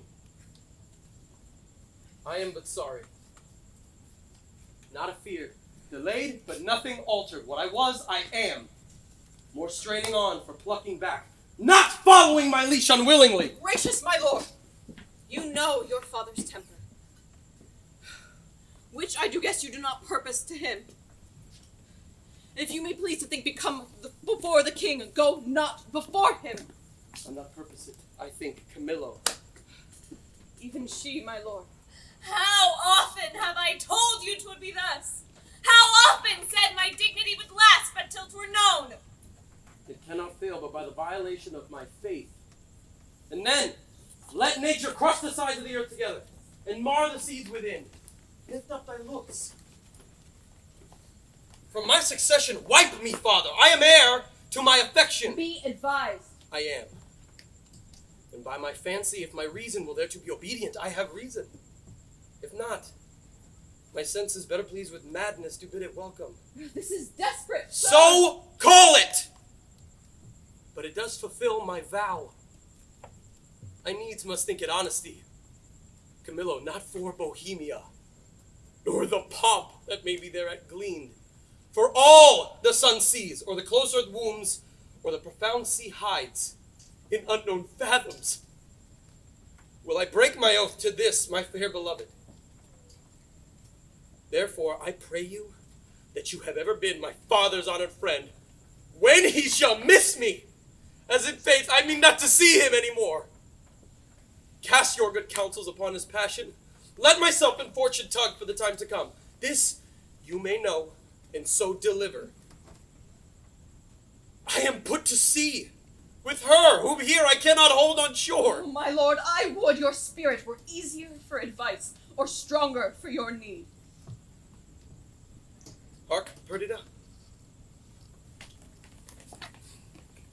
I'll hear you by and by. He's irremovable, resolved for flight.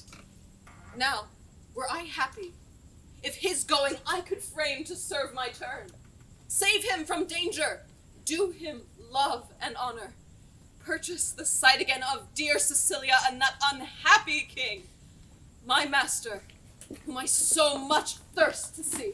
Now, good Camillo, so fraught with curious business that I leave out ceremony. Sir, if you may please to think I love the king, and through him what is nearest to him, which is your gracious self, embrace but my direction.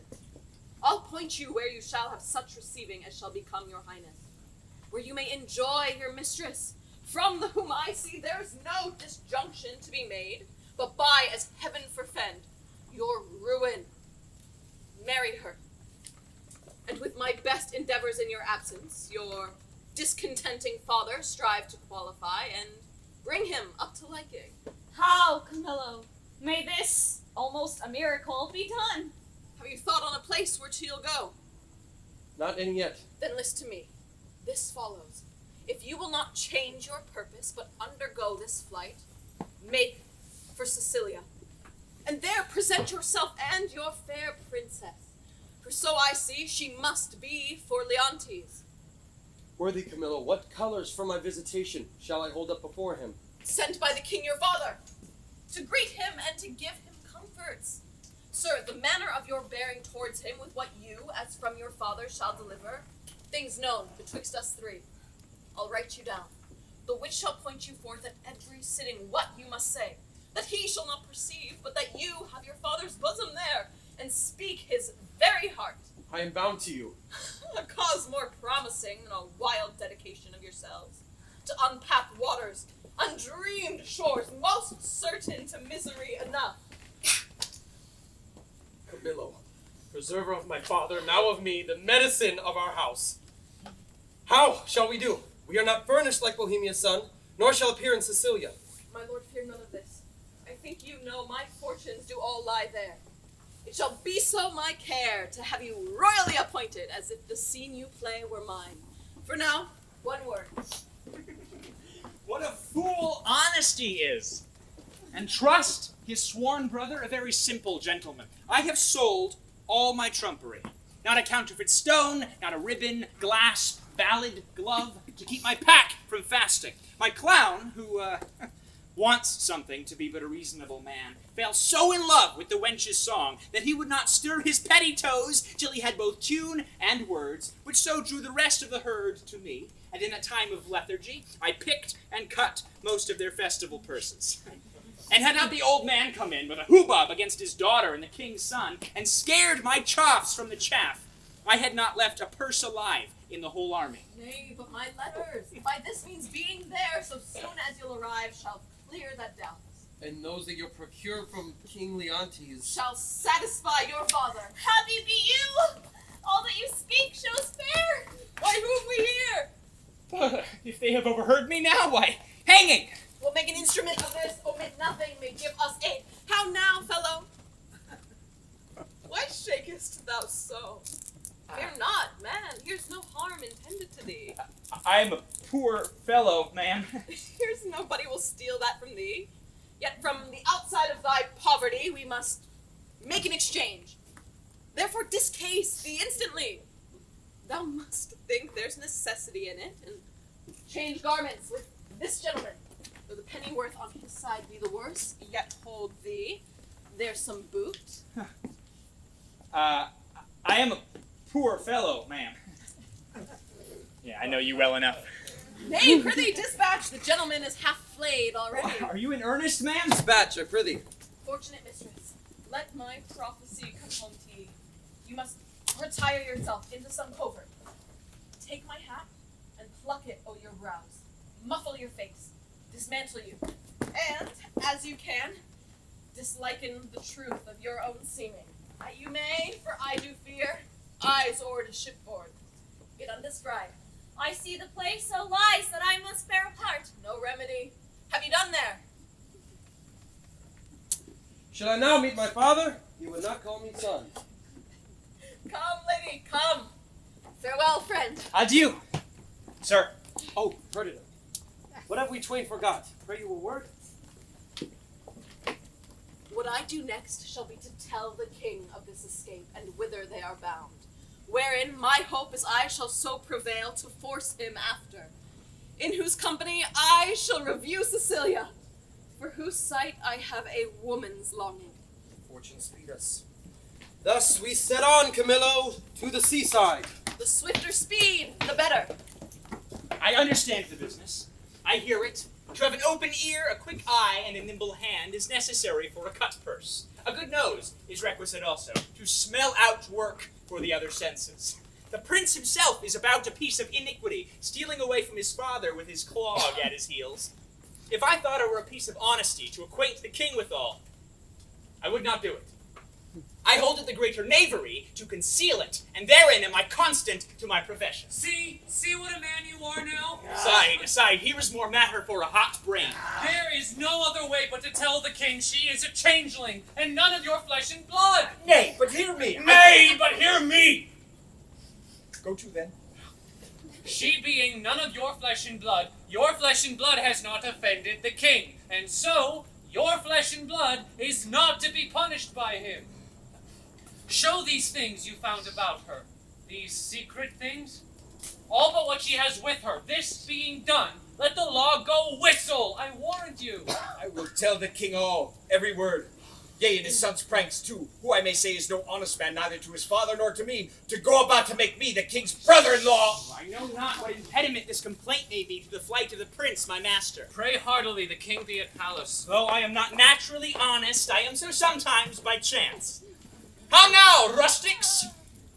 Whither are you bound? To the palace, and it like your worship. Oh, your affairs there. What? With whom? The condition of that fardel, the place of your dwelling, your names, your ages, of what having, breeding, and anything that may be fitting to be known. Discover. We are but plain fellows, sir. A lie! You are rough and hairy. Let me have no lying. Are you a courtier, and it like you, sir? Whether it like me or no, I am a courtier. Seest thou not the air of the court in these enfoldings? Hath not my gait in it the measure of the court? Receives not thy nose court odor from me? I am courtier cap a pea, and one that will either push on or pluck back thy business there. Whereupon I command thee to open thy affair. My business, sir, is with the king. There's the fardel there. What's in the fardel? Wherefore that box?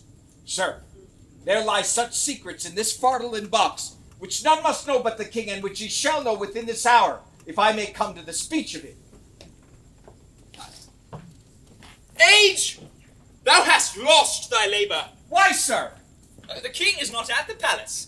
He is gone aboard a new ship to purge his melancholy and air himself. For if thou beest capable of things serious, thou must know, the king is full of grief. So 'tis said, sir, about his son that should have married a shepherd's daughter. If that shepherd be not in handfast, let him fly. The curses he shall have, the tortures he shall feel, will break the back of man, the heart of monster. Think you so, sir? Not he alone shall suffer what wit can make heavy and vengeance bitter, but those that are germane to him, though removed 50 times, shall all come under the hangman. Well, though it be a great pity, yet it is necessary. Has the old man ever a son?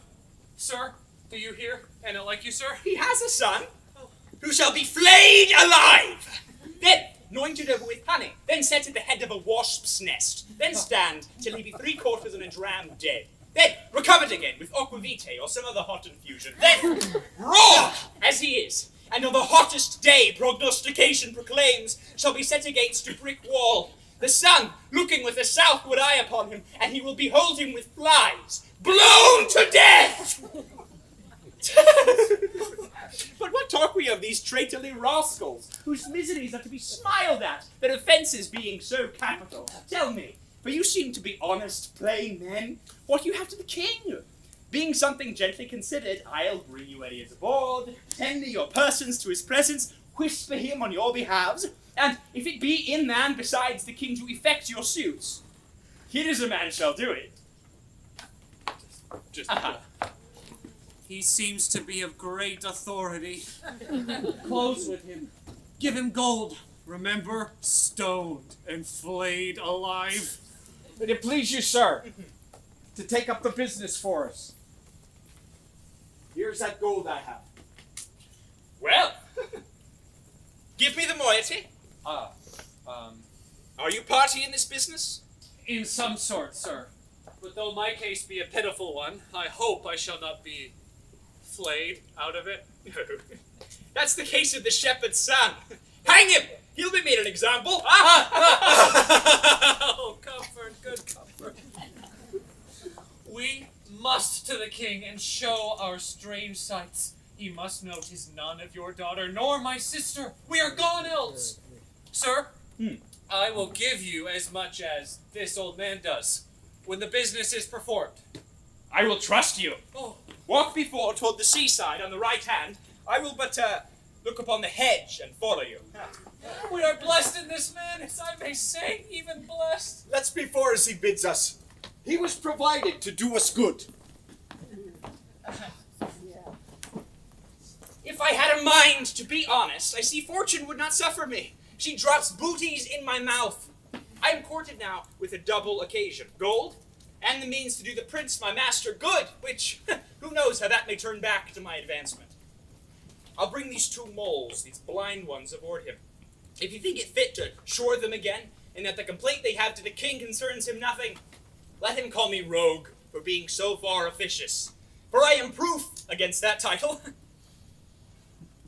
And what shame else belongs to it? Prince Florizel will I present them. There may be matter in it.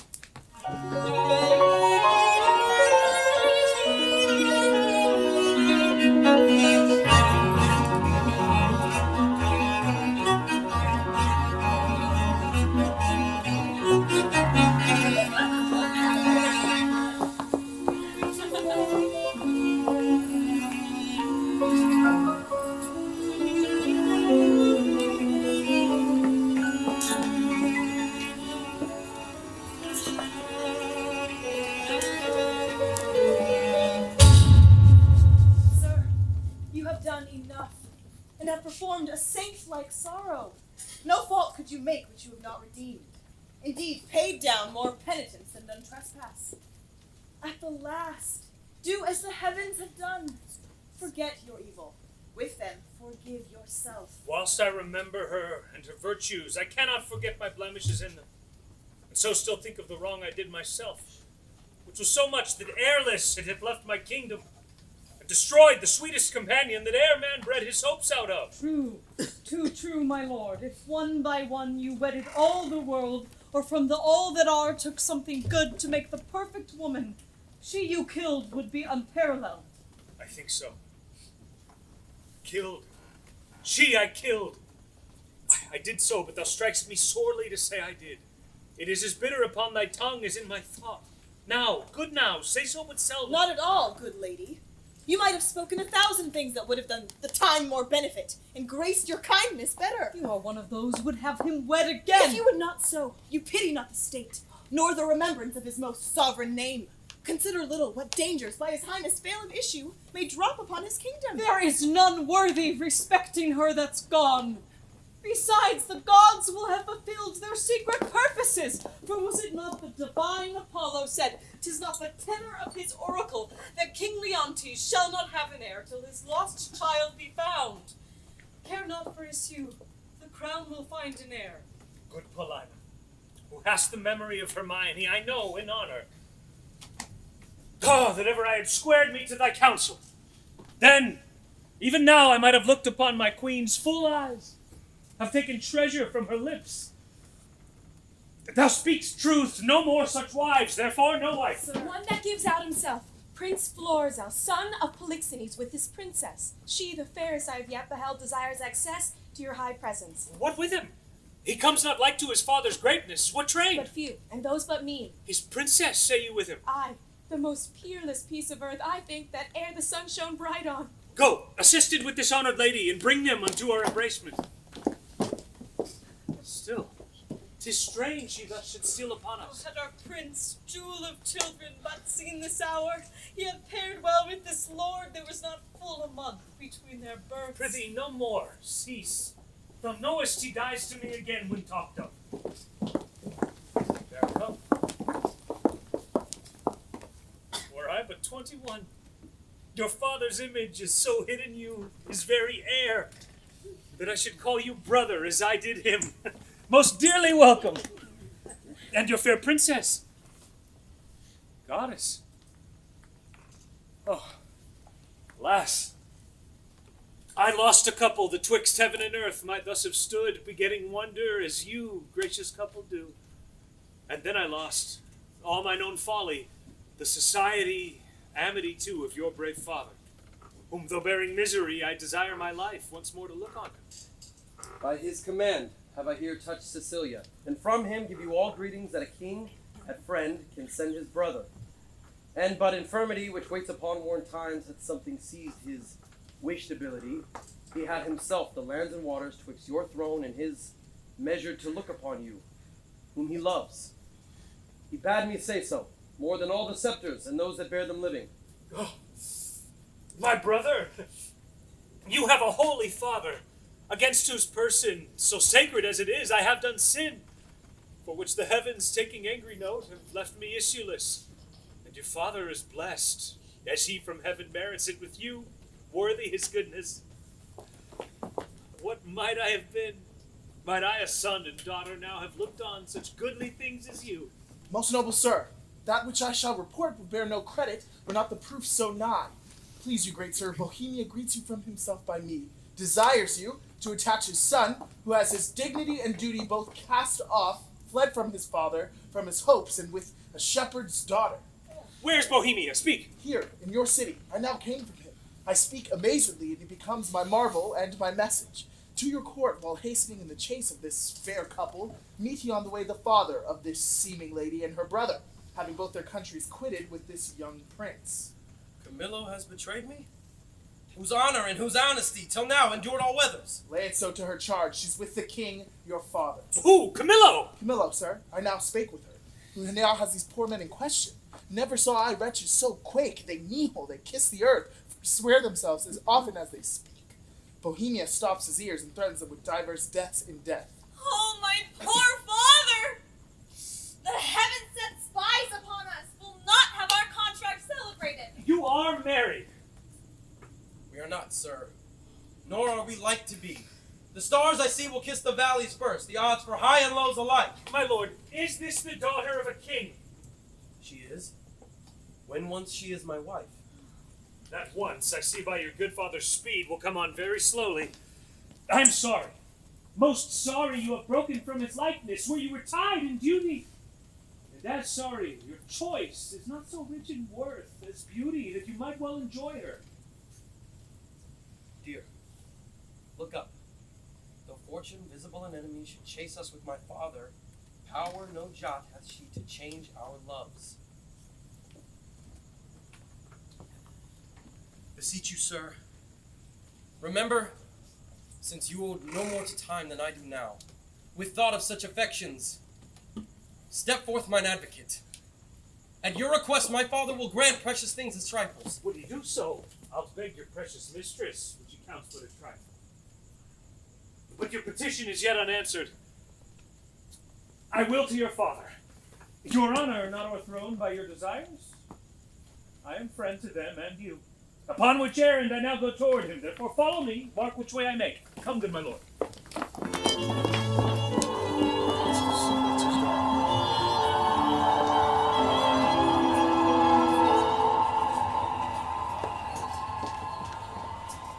Beseech you, lady, were you present at this relation? I was by at the opening of the fardel, heard the old shepherd deliver the manner how he found it, whereupon, after a little amazedness, we were commanded out of the chamber. Only this, methought I heard the shepherd say, he found the child! I would gladly know the issue of it. I make a broken delivery of the business, but the changes I perceived in the king and Camilla were very notes of admiration. They seemed almost with staring on one another to tear the cases of their eyes. There was speech in their dumbness, language in their very gesture.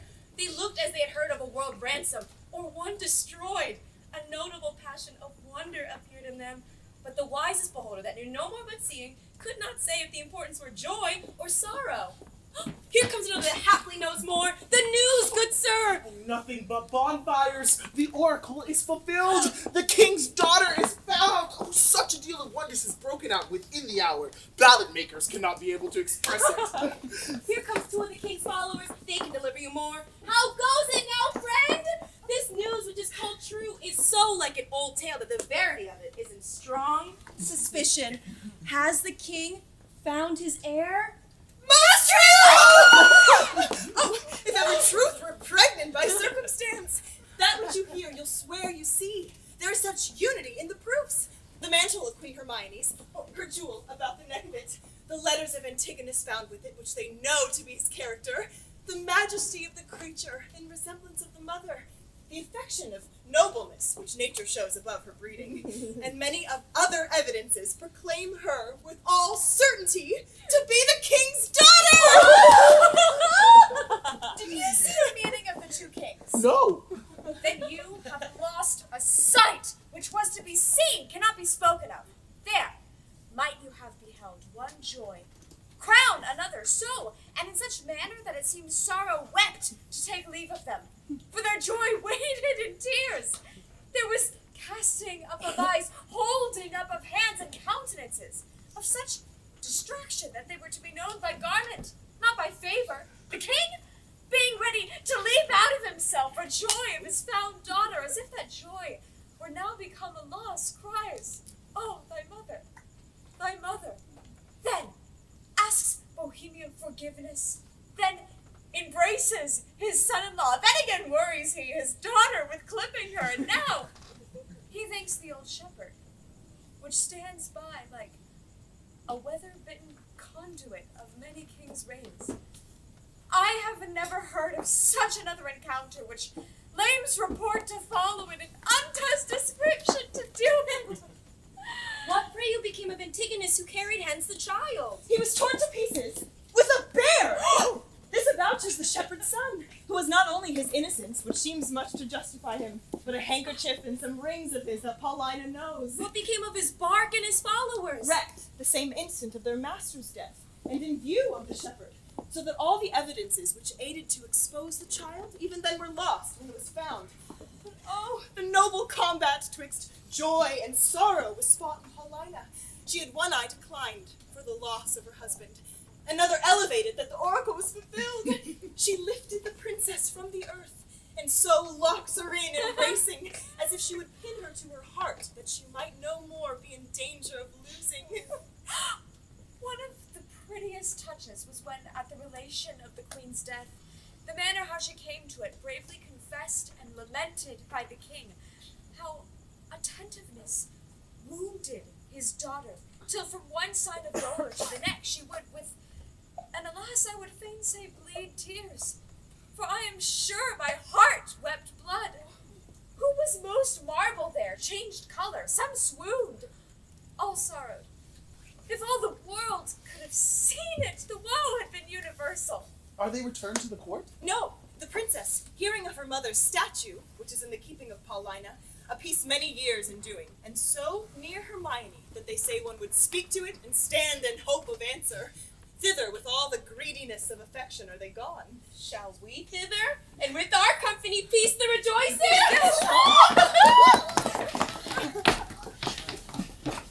I brought the old man and his son aboard the prince, told him I heard them talk of a fardel and I know not what. Here come those I have done good to against my will, and already appearing in the blossoms of their fortune. Not past more children, but thy sons and daughters will be all gentlemen born. Oh, you are well met, sir. You denied to fight with me this other day because I was no gentleman born. See you these clothes? Say you see them not, and think me still no gentleman born. You would best say these robes were not gentleman born. Give me the lie, do, and try whether I am not now a gentleman born. I know you are now, sir, a gentle man born. Aye, and have been so any time these 4 hours. So have I, boy. Oh, so you have. But I was a gentleman born before my father, for the king's son took me by the hand and called me brother. And then the two kings called my father brother. And then the prince, my brother, and the princess, my sister, called my father father. And then we wept. And there was the first gentleman-like tears that ever we shed. May live some to shed many more. I humbly beseech you, sir, to pardon me the faults I have committed to your worship, and to give me your good report to the prince, my master. Prithee, son, do. For we must be gentle. Now we are gentlemen. Thou wilt amend thy life? Aye. And I like your worship.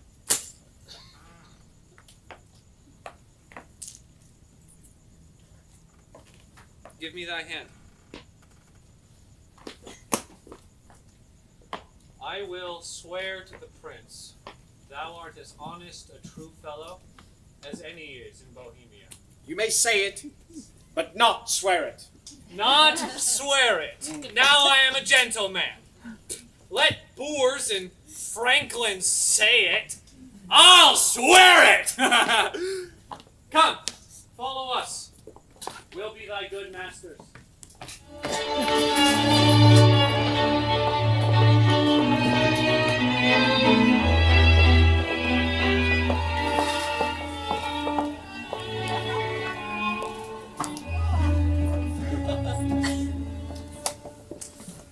Oh, brave and good Paulina, the great comfort I have had of thee! We come to see the statue of our queen. Your gallery have we passed through, not without much content and many singularities, but we saw not that which my daughter came to look upon, the statue of her mother. As she lived peerless, so her dead likeness, I do well believe, excels whatever yet you've looked upon, or hand of man hath done. Therefore I keep it lonely, apart. But here it is, prepared to see the life is lively mocked, as still sleep mocked death.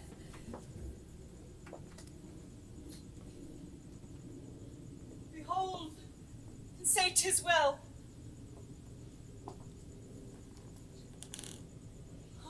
I like your silence, it the more shows off your wonder, but yet speak. First you, my liege, comes it not something near? Her natural posture. Chide me, dear stone, that I may say thou art indeed Hermione. Or rather, thou art she in thy not chiding, for she was as tender as infancy and grace. But yet, Paulina, Hermione was not so much wrinkled, nothing so aged as this seems. Oh, not by much. So much the more our carver's excellence, which lets go by some 16 years and makes her as she lives now. As now she might have done. So much to our good comfort as it is now piercing to my soul. Oh, royal peace, there's magic in thy majesty, which has my evils conjured to remembrance, and from thy admiring daughter took the spirits, standing like stone with thee. And give me leave. And do not say 'tis superstition that I kneel and then implore her blessing. Lady, dear queen that ended when I but began, give me that hand of yours to kiss. Oh, patience, the statue's but newly fixed, the color's not dry. My lord, your sorrow is too sore laid on, which 16 winters cannot blow away. So many summers dried, scarce any joy did ever so long live. No sorrow, but killed itself much sooner. Dear my brother, to him that was the cause of this, have power to take off so much grief from you as he will piece up in himself. Indeed, my lord, if I had thought the sight of my poor image would thus have wrought you, for the stone is mine, I'd not have showed it. Do not draw the curtain. No longer shall you gaze on it, lest your fancy may think anon it moves. Let be, let be. What was he that did make it? See, my lord, would you not deem it breathed, and that those veins did verily bear blood? Is masterly done. The very life seems warm upon her lip. I shall draw the curtain. My lord's almost so far transported that he'll think anon it lives. Sweet Paulina, no settled senses of the world can match the pleasure of that madness. Let it alone. I am sorry, sir, that I have thus far stirred you. But I could afflict you farther. Do, Paulina, for this affliction hath a taste as sweet as any cordial comfort.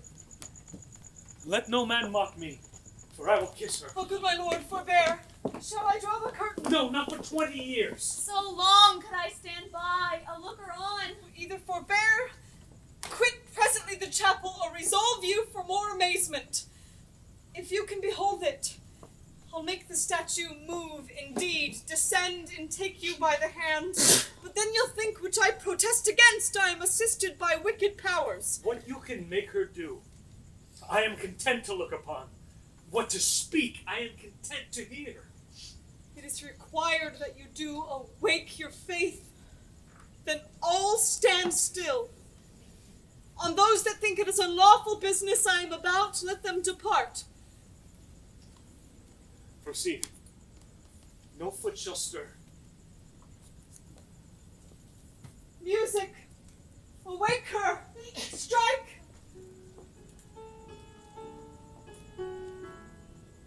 'Tis time. Descend, be stone no more.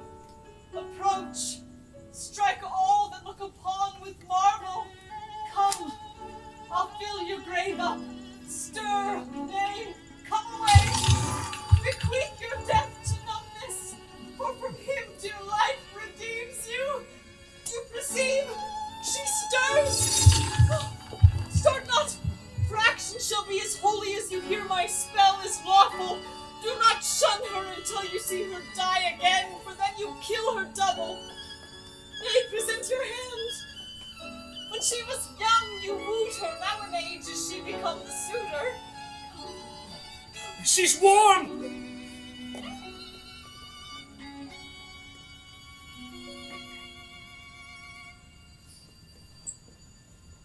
She embraces him. She hangs about his neck. If she pertains to life, let her speak too. Or make manifest where she has lived, or how stolen from the dead. That she is living, were it but told you, should be hooted at like an old tale. But it appears she lives, though yet she speak not. Mark a little while. Please you to interpose, fair madam. Kneel and pray your mother's blessing. Turn, good lady. Our Perdita is found.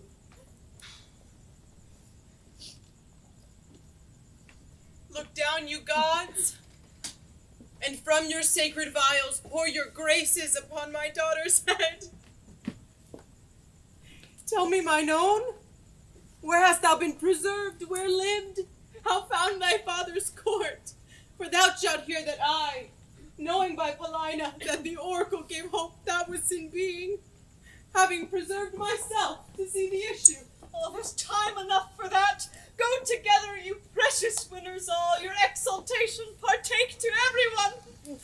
Paulina, thou hast found our queen! Lead us away. What?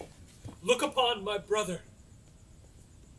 Both your pardons, that ere I put between your holy looks my ill suspicion. This is your son-in-law, and son unto the king, who heaven's directing is troth plight to your daughter. Good Paulina, lead us from hence, where we may leisurely each one demand an answer to his part performed in this wide gap of time since first we were dissevered. Hastily lead away.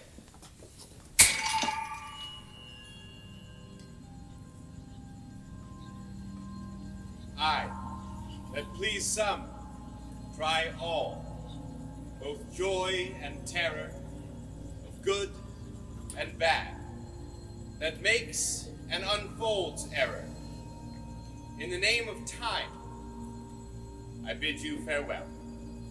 What of this ensues, which follows after, is the argument of time.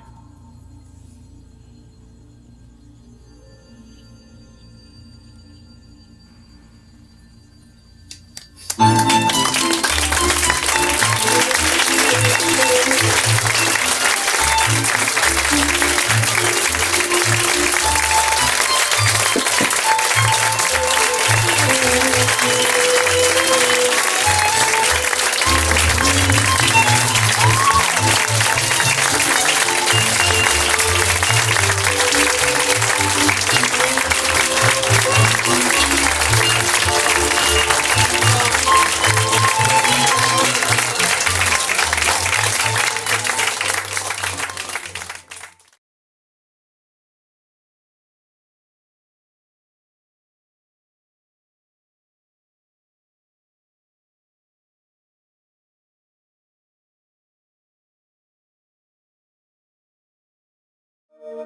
you.